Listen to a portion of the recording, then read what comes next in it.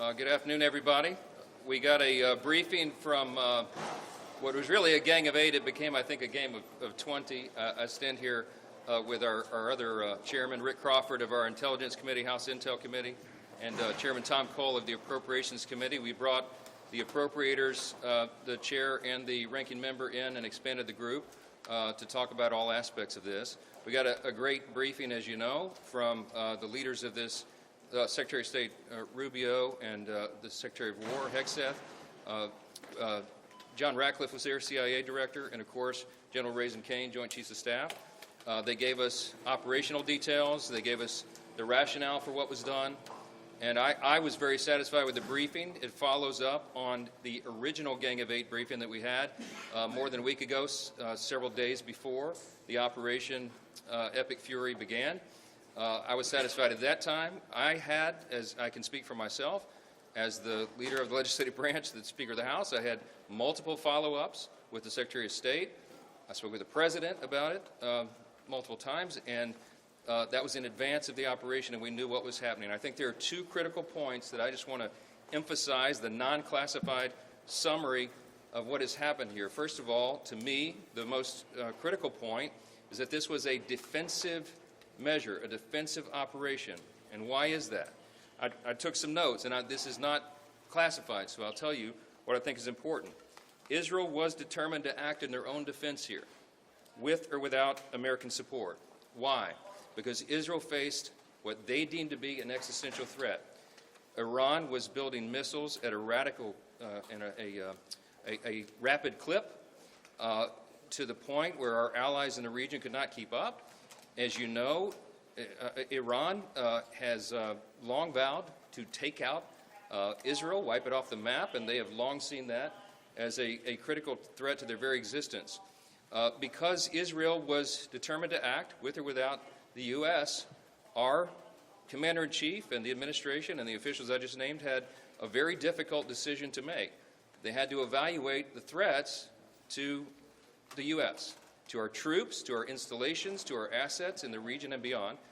And they determined, because of the exquisite intelligence that we had, that if Israel fired upon Iran and took action against Iran to take out the missiles, then they would have immediately retaliated against U.S. personnel and assets. We have troops in harm's way, and we have many Americans in the region, and that was of great concern. If we had waited for all of those eventualities to take place, the consequences of inaction on our part could have been devastating. We don't know at what magnitude, but you can assume, because it is common sense, that if Iran had begun to fire all of their missile arsenal, short and mid-range missiles, at our personnel and our assets and our installations, we would have suffered staggering losses. And if we had waited to respond before acting first, then those losses would have been far greater than if we had done what we did. That was their decision. I can guarantee you this: if we had not acted, if the President, the Commander-in-Chief, had not acted as he did, those same officials would have been hauled in here by members of Congress and asked them why in the world they waited if they had exquisite intelligence, knowing that that would happen, that we would suffer such staggering losses. Why did they not act to prevent it? So I am convinced that they did the right thing. There's another critical point. What were the objectives? The objectives for our Operation Epic Fury, I am convinced, because I've now been to multiple briefings and I've understood the point of this, the objective was not regime change. The objective was to take out those missiles, the short and mid-range missiles, and their ability to produce them. We did that. That was objective number one. Objective number two was to eliminate their naval capabilities, destroy those and the missiles. And we are well on our way to accomplishing that mission. That is why I think the President has said, in his own words, the Commander-in-Chief has said this is going to be a operation that's short in duration. We certainly hope that's true. We pray for our troops and all those in harm's way, our allies as well. I am encouraged that our NATO allies are standing with us.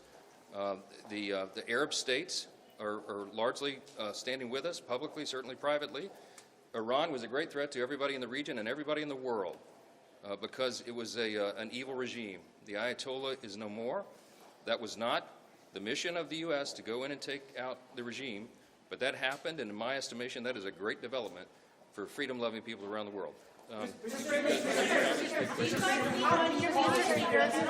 Rahim. Sorry, Speaker. Yes. Do you guys discuss the need for a supplemental to get some new munitions and other things that our military might need? It was brought up in discussion. There are more details to be determined, of course. It depends upon how long the operation goes and what the need is. But our appropriators certainly asked that question, but I think there'll be some time before we can put a final number on it. Mr. Speaker, is there at any point you think Congress will need to give congressional authorization? So, you know my background. I'm a constitutional law attorney. I'm a jealous guardian of Article 1 in the legislative branch. My understanding of the law, and has always been, and this is the tradition and the way the law has been used and observed over many decades, the President was acting well within his authority. What I just told you is the scope of what happened here and the situational awareness that they had at the time to make this decision. It was not, it's not a declaration of war. It's not something that the President was required, because it's defensive in nature and in design and in necessity, to come to Congress and get a vote first. And if they had briefed a larger group than the Gang of Eight, you know, there's a real threat that very sensitive intelligence that we had, you know, might have been leaked or something. So this is why the Commander-in-Chief of our armed forces has the latitude that any Commander-in-Chief, any President always has, because they have a set of information that is sensitive, timely, and urgent, and they have to be able to act upon it. They did that. Now, there are, as you know, under our system, there are timetables that are involved here, but I think the idea that we would move a War Powers Act vote right now, I mean, it will be forced to the floor, but the idea that we would take the ability of our Commander-in-Chief, the President, take his authority away right now to finish this job is a frightening prospect to me. It's dangerous, and I am certainly hopeful, and I believe we do have the votes to put it down. That's going to be a good thing for the country and our security and stability. How can you call this a defensive operation if the U.S. struck first, Mr. Speaker? The U.S. struck in a defensive posture if we knew for a fact. Wait a minute. Let me answer the question. I thought I just did answer that question. If we knew for a fact that Israel was going to move, Iran was going to respond, and Iran was going to strike not just Israel, but the U.S. Remember, we're the great Satan, as they always say. Israel's the little Satan, okay? That they would act. We knew that intelligence. There was a name for the plan. We had all the information, all the intelligence. I'm not going to tell you how we knew that, but we did.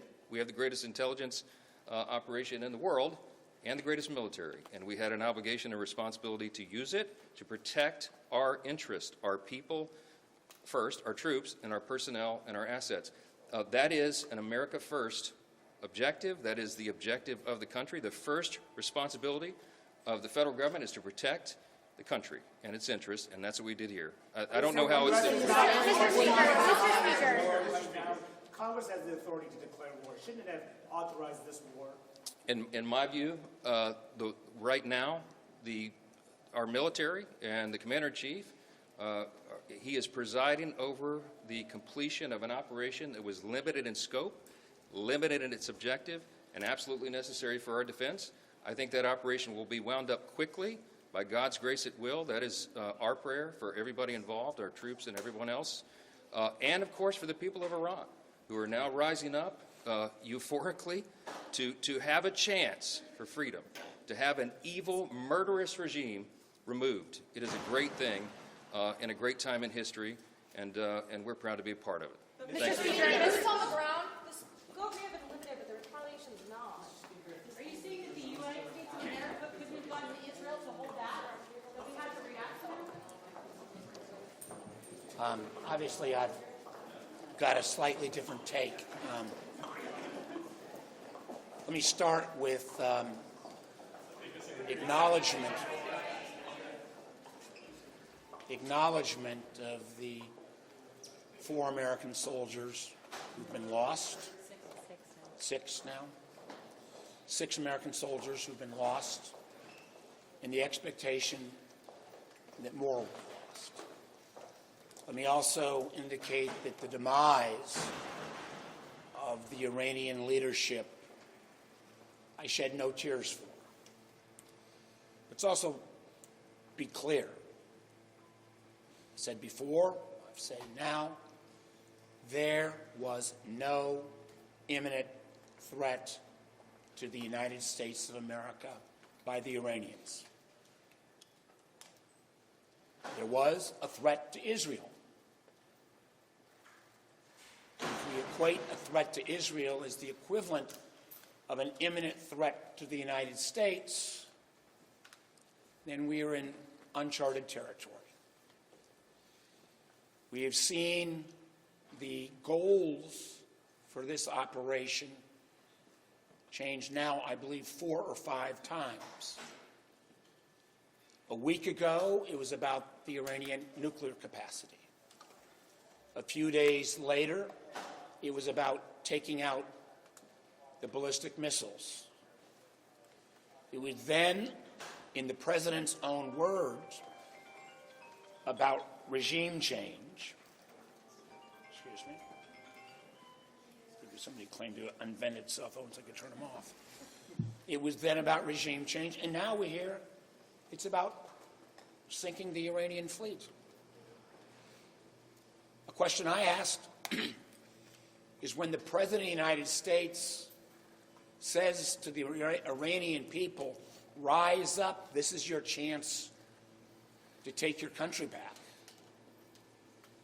What happens if 100,000 Iranian citizens go onto the streets of Tehran and the IRGC forces, which are brutal, murder 5,000, murder 10,000, murder 20,000?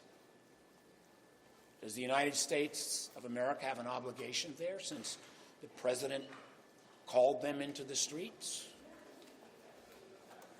This is still a war of choice that has been acknowledged by others, was dictated by Israel's goals and timelines. Israel is a great ally of America. I stand firmly with Israel.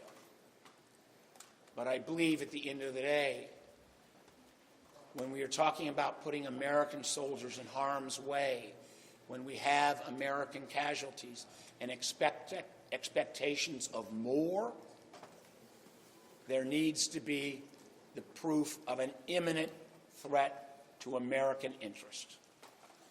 I still don't think that standard has been met.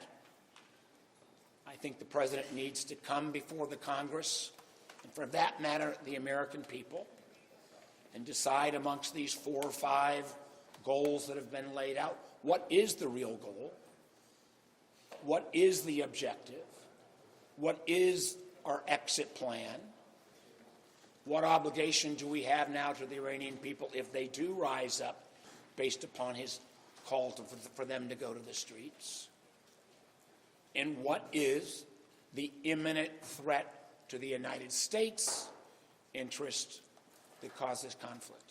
So I will clearly be voting with, I think, the bipartisan efforts that will take place in the Senate, and I hope in the House, to bring forward the War Powers Act. Senator Warner, has the administration explained what the end game is here? How did they describe that to you? And what about the impact, the cost on Americans that's had so far? American assets, how much damage has the U.S. sustained from this war? Listen, I think it is, I'll grant the administration this, it is way too early, 48 hours in, for cost estimates.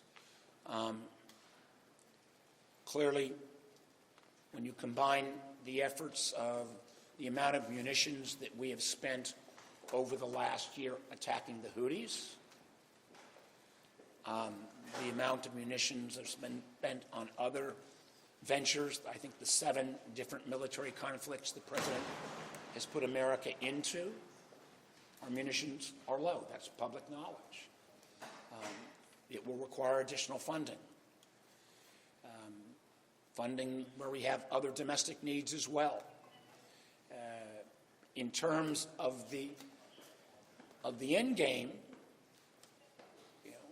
I've heard 5 different rationales for what our goal, I think 5, nuclear, the missiles, regime change, sinking of the Iranian fleet. At least 4 different goals in the last 8 or 9 days.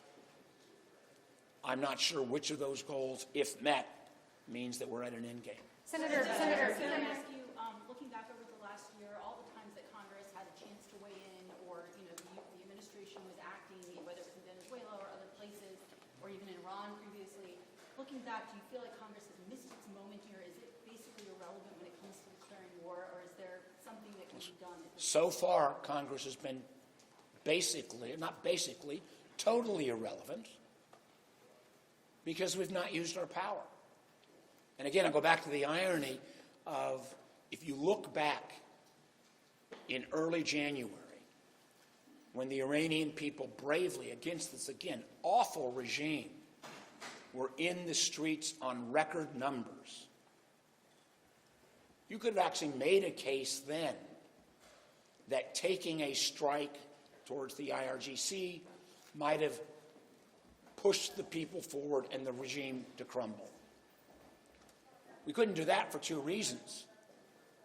Because the military capability that we would normally have in the region, the aircraft carrier Ford, was off the coast of Venezuela on another one of the president's military follies. And the ability for us to bring our European allies to bear helping us, who have diplomatic presence still with Iran, they were appropriately distracted because of the president's folly about Greenland. So I might not have agreed with an action then, but at least there was a logic to that moment in time. Now it appears that the timeline is not being driven by American imminent security concerns, but by others. Senator, A while ago, the State Department urged Americans living in 14 countries in the Middle East to leave as soon as possible. Pardon me, say that again. A little while ago, the State Department urged Americans living in 14 Middle Eastern countries to leave as soon as possible so whatever commercial transportation is still available. Obviously, thousands of flights have already been canceled, more than any time since the start of the pandemic. What does that say to you about the planning for this? Well, it says that, if this was being driven by imminent security threats from Iran against America, we would have, I think, had better planning. And the irony of this, as well, many times, as we know, when an American president takes an action, it's often in reaction to, and then he or she has to act because of the moment in time. This has been something that has been building up for months on end as this armada has come together. And the idea that there is then not a constitutional responsibility for the president to come to Congress after he's built up this fleet, and now, not my words, his words, launched a war against Iran. Anyone who argues otherwise hasn't read the Constitution. Senator, the state has warned Americans abroad. Support journalism you trust. Support PBS News. Donate now, or even better, start a monthly contribution today.